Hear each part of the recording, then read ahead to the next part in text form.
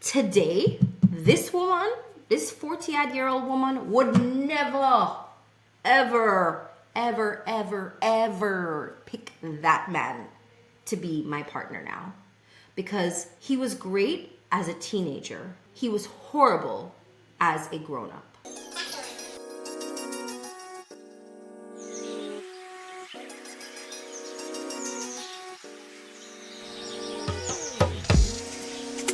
Welcome to The Narrative, a podcast of untold stories, a place where silence is broken, secrets are unearthed, and stories find their voice. From intergenerational wisdom to identity, race, purpose, and power, this is a sacred space for the stories we were never taught to tell, but always needed to hear. Because healing begins when our stories are spoken. Hello and welcome. This is the Narrative of Untold Stories podcast. My name is Dr. Crystal Ann England, licensed marriage and family therapist, and I want to share with you guys today. So the other day on social media, I posted something, and when I tell you the girlies and the men went crazy in the comment section. Crazy. So much so that I had to archive the whole conversation because I did not have the energy to argue and tussle in the comments with the people. But I figured I definitely wanted to address this and talk about it and in a constructive, honest, open way, right? So first of all, let's talk about marriage after 30, right? What the research actually says and what it does not say. I think a lot of times when I share my perspective on marriage, when I share my perspective on relationships, there's always somebody or a series of people who come to tell me that as a therapist, I need to be neutral. How dare you, Dr. England, take a stance and have an opinion on anything? And to me, this is wild because I feel like because I have been in this field for so long, because I have so much experience, both therapeutically on the end of the experience of working with clients, but also lived experience within my own life, right? I don't need to read a book.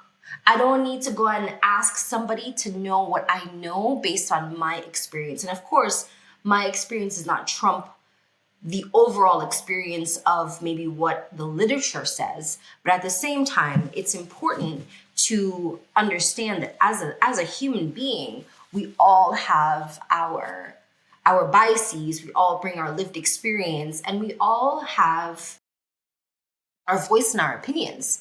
And just because I am a therapist does not mean I'm not allowed to have a voice, okay?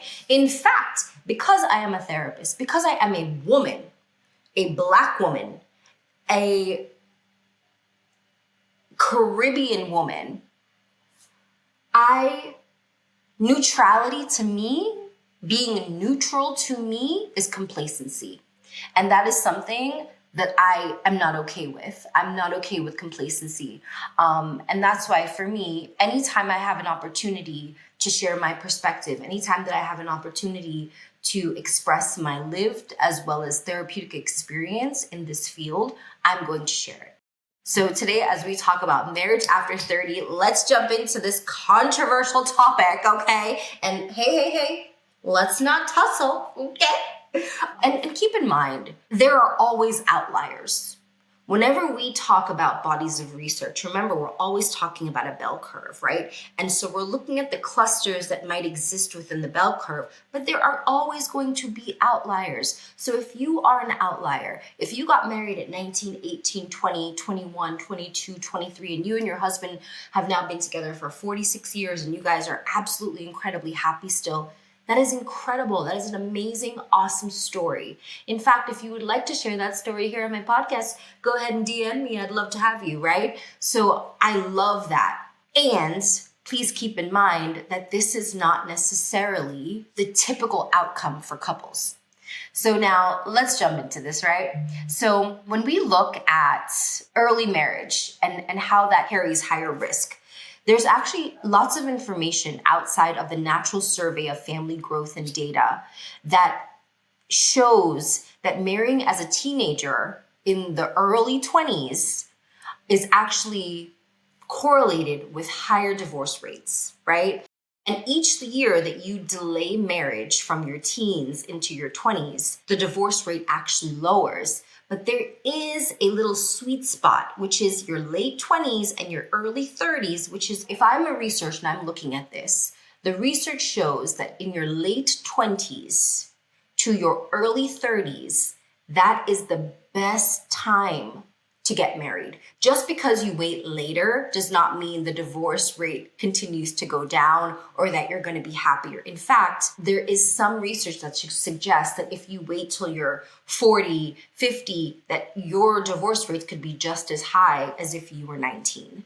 So the sweet spot, so to speak, is late 20s, early 30s are the best time according to the research, okay? And I will put the articles that I'm referring to down below for you guys that you can go and, please listen. One thing I tell you guys, do not take my word for it. Always do your own research and understand that when we're talking about research, we're always talking about bias because, believe it or not, our government benefits from marriage.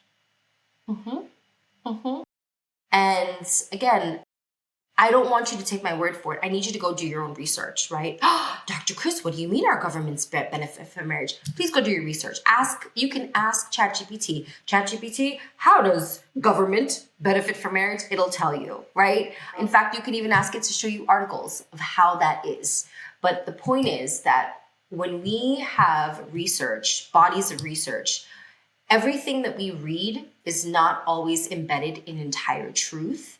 And just because the research says it does not mean that the research has not been skewed, because depending on who is doing the research is depending on the lens in which the research is presented. I'm not going to get too much into that, but I want to say that because I think it's important to note, right? So essentially what I'm saying is with everything, my people, with everything in this life, you take it with a grain of salt, right?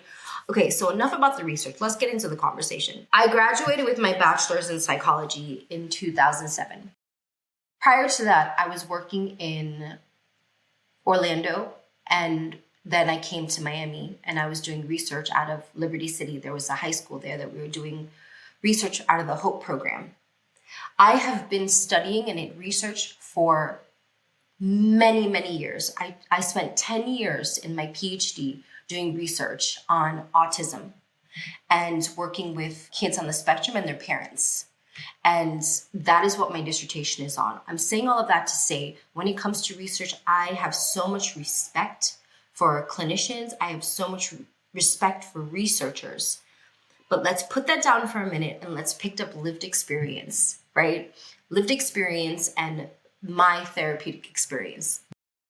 In all the years that I have been working in this field, I have noticed a trend within my practice. Keep in mind, the majority of the women I work with are Caribbean or women of the diaspora, right? So women who are of the African diaspora, Black and brown women. And I have noticed that women who tend to have gotten married earlier were divorcing or were extremely unhappy in their relationships, whether it be a marriage or their partnerships. And so as I come to find out more and more, I realized that the trend was happening around age between the 40s and the 50s, that a lot of women that I was working with, they were what I call the Great Awakening. They were going through the Great Awakening, which is what I call perimenopause and menopause. So, and the research also shows that when women are going through menopause and perimenopause, this is actually a time where a lot of marriages will dissolve.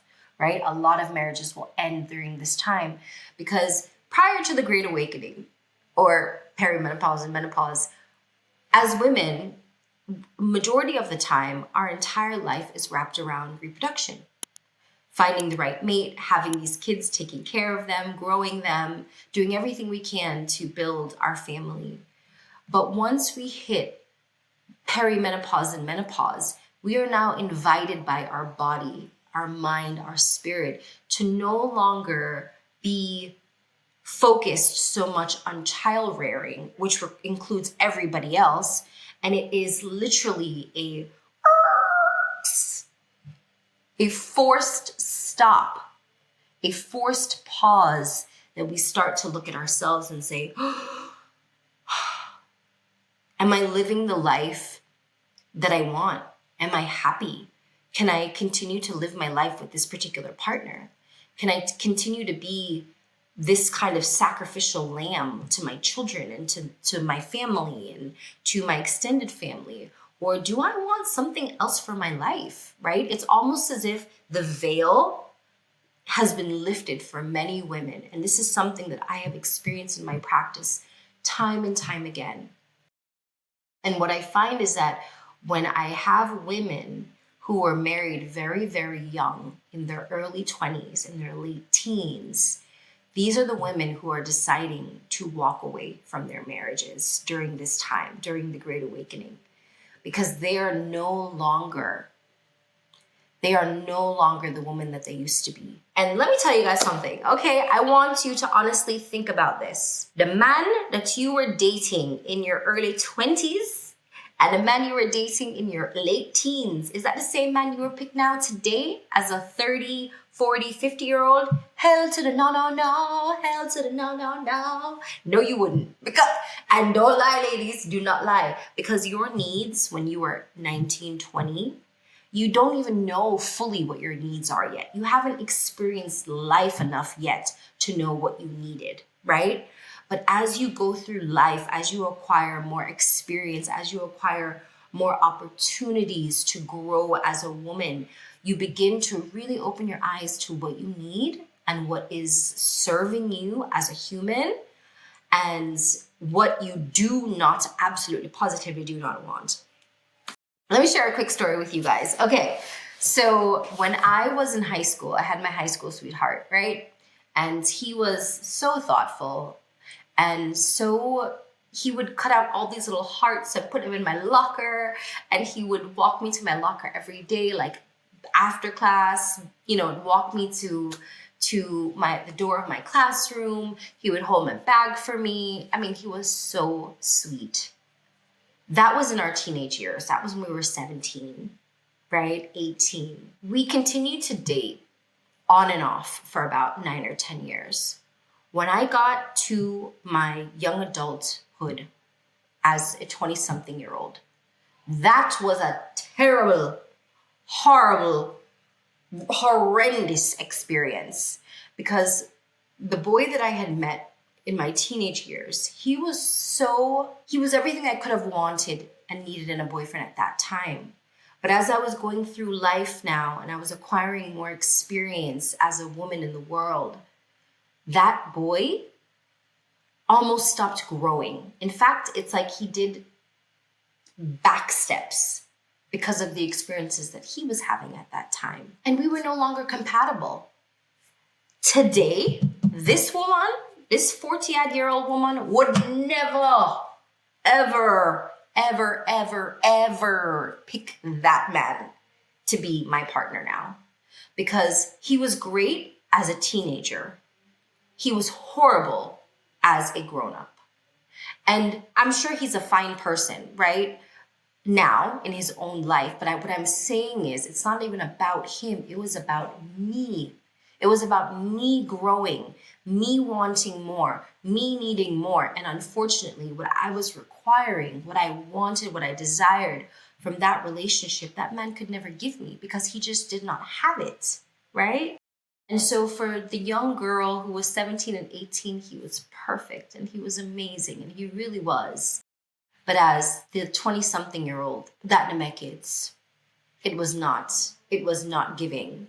The only thing it was giving was a headache. The only thing it was giving was problems. The only thing it was giving was hell to the no, no, no. So I'm saying that to you ladies to say, when we look back on the early parts of dating, the early parts of choosing a mate, when we're younger, we choose from a place of not knowing. And as we get older, we choose from a place of experience, right? My husband now, the love, the care, the things that I desire and that I need is different. And I I have so much appreciation for the things that I'm able to accomplish within my relationship with him as my partner and as my lover that I did not have the ability to even foresee as a 20-something-year-old. And so, family, I know that the conversation, we took it all over, but I hope you stayed with me to hear this last part, which is, if you are in your late teens or your early 20s, I beg you give yourself opportunity to grow as a woman within yourself. That doesn't mean you can't date, right? Dating is important because dating is how we learn and how we grow to show up as the woman that we want to be. We learn what we don't want. We learn what we do need. We learn what works for us. We learn what doesn't work for us. So dating is important. But the thing here, the main thing here I'm saying is you don't have to get married right away. You can wait and allow yourself to grow. And if this person that you choose is the right person for you, they will wait until you get to a place and continue to grow with you as you grow through your years, right? And so I think too often we're in such a rush to be someone's wife and to be someone's mother that we miss the point, which is to find partnership and to find ourselves in the midst of all of it. Because what's the point of marrying, gaining the title of a wife, but losing the title of yourself? Family, I hope that this was helpful for you. I hope that it left you thinking. I hope that you will go on to have these conversations with your girlfriends. If your girlfriend is going through it, okay, and you know she needs to hear this, share this with her. Go ahead and share it. Go ahead and share it with her.